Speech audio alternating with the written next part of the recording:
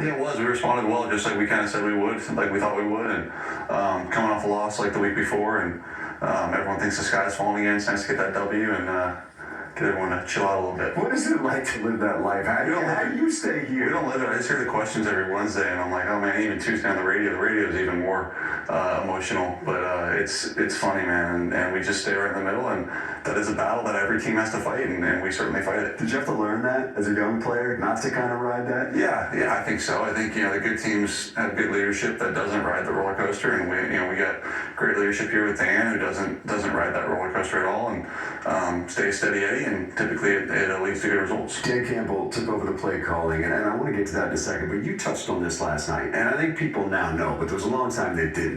Just his football acumen, in addition to his understanding of people and what they need and when they need it. Just give us some insight on that. Yeah, he's the best I've ever been around in that, as far as like knowing when to push and to pull human beings and leadership, whatnot. And then, yeah, there is some parallel to play calling of knowing, when to do what, when not to do something, when to give it to a certain guy, and that push and pull that goes on all game.